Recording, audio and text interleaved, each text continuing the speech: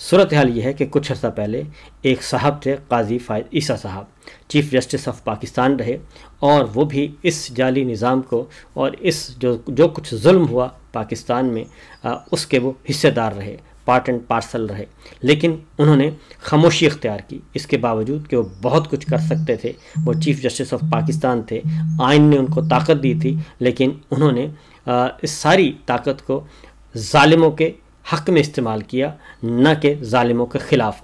अब उनको अंदाज़ा हो गया है, एहसास हो गया है कि जहाँ जहाँ वो गए उनको रुसवाई का सामना करना पड़ा।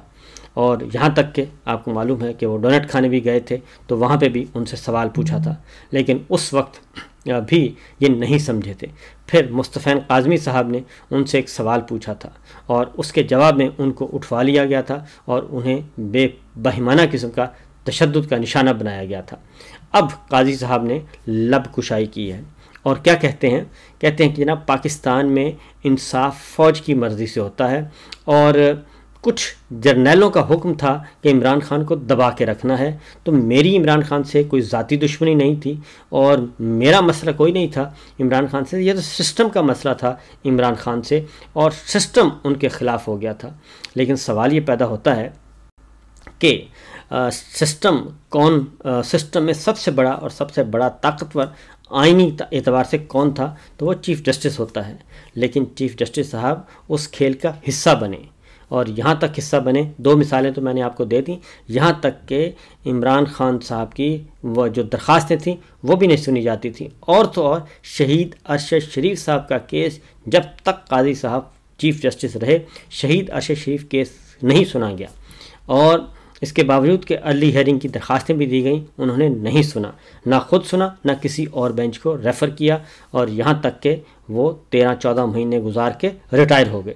तो इसलिए अब जितना भी बोला जा रहा है ये द्रोह गोई तो हो सकती है, हकीकत नहीं। इसी तरीके से जितने भी ये किरदार हैं जिन्होंने जुल्म किया और इस जुल्म का हिस्सा बने या तरफदार बने या सहूलतकार बने, पाकिस्तान के साथ जुल्म किया, पाकिस्तानियों के साथ जुल्म किया, उनका अंजाम भी ऐसा ही होगा, और वो भी अभी या कुछ देर के बाद माफ़िया मांगते हुए नज़र आएंगे। अगली खबर यह है कि क्योंकि सारे जाली निज़ाम को बचाया जा रहा था, अभी और गवाहियाँ आ रही हैं। नजम सेठी साहब उन्होंने कहा है कि मुस्लिम लीग नवाज़ जो है उसको तो सिर्फ एक ही टास्क दिया गया है, और इस्टेब्लिशमेंट को शहबाज हुकूमत से टेक्नोक्रेटिक कारकर्दगी नहीं चाहिए, और इस्टेब्लिशमेंट चाहती है पीटीआई को काटो, पीटीआई को तोड़ो, कमज़ोर करो, और पीटीआई के ख़िलाफ़ प्रोपेगेंडा करो, फॉरवर्ड ब्लॉक बनाओ, कन्फ्यूजन पैदा करो, थोड़ा डंडा चलाओ, थोड़ा पैसा चलाओ, और पॉपुलर बयानिए को शिकस्त दो। ये नजम सेठी साहब हैं। अब नजम सेठी साहब जो है वो बहुत करीब हैं नवाज शरीफ एंड कंपनी के और जरदारी साहब के, और ये जो बातें कर रहे हैं ये नजम सेठी साहब नहीं बोल रहे, बल्कि ये नवाज शरीफ साहब बोल रहे हैं, शहबाज शरीफ बोल रहे हैं, ये जरदारी साहब बोल रहे हैं कि इन्हें सिर्फ एक ही काम दिया गया है, और ये इस्टेब्लिशमेंट ने दिया है, और इस्टेब्लिशमेंट ही करवा रही है। इस्टेब्लिशमेंट करवा रहा है बड़े जनरल साहब, और इसके अलावा कौन हो सकते हैं, वही माई बाप हैं। तो उनका पैगाम ये पहुंचा रहे हैं कि जनाब वो तो बिल्कुल बेबस हैं, नवाज शरीफ हैं, शहबाज शरीफ हैं, वो बेबस हैं, उनको तो हुक्म दिया जा रहा है। तो जैसे काजी साहब कह रहे हैं आज कि मुझे तो हुक्म दिया गया था तो मैंने हुक्म की तामील कर दी, मैं इमरान खान के ख़िलाफ़ नहीं था। इसी तरीके से नजम सेठी साहब के ज़रिए से जरदारी साहब और शहबाज शरीफ साहब ये सब के सब कह रहे हैं कि जनाब हमें तो हुक्म दिया गया है कि पीटीआई को क्रश करना है।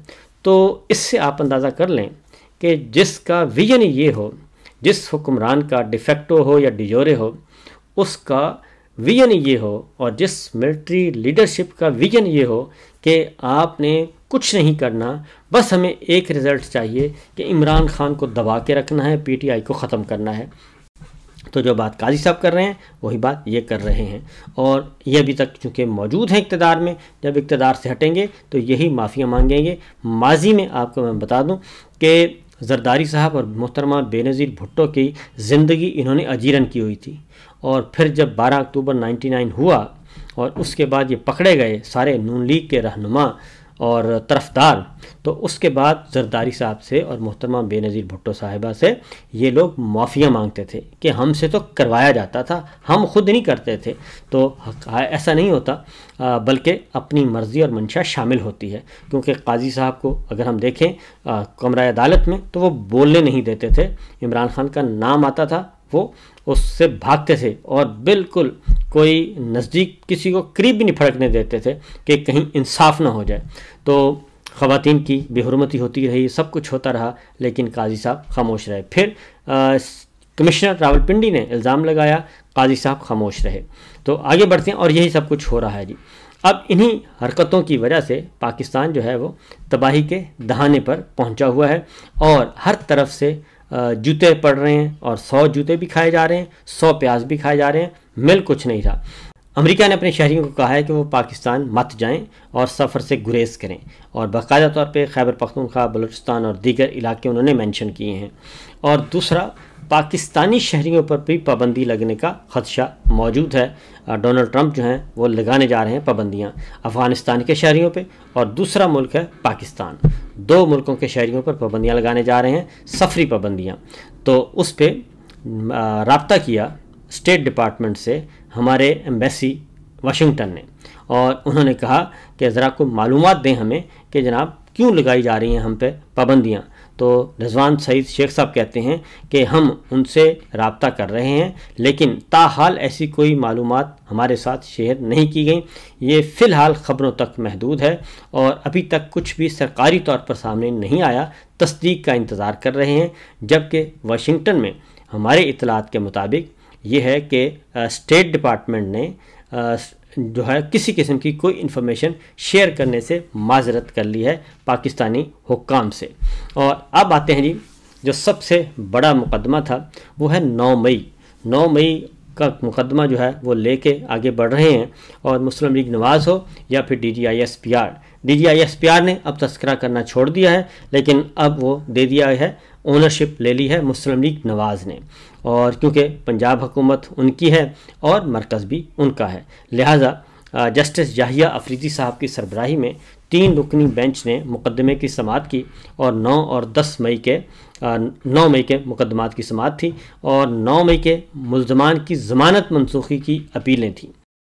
क्योंकि बहुत सारे तकरीबन 50 अपीलें हैं, और 50 अपीलें पंजाब गवर्नमेंट और फेडरल गवर्नमेंट ने दायर की हुई हैं, और वो इसलिए की हैं कि उनकी ज़मानतें हो चुकी हैं 50 सियासी कारकुनान और रहनुमाओं की।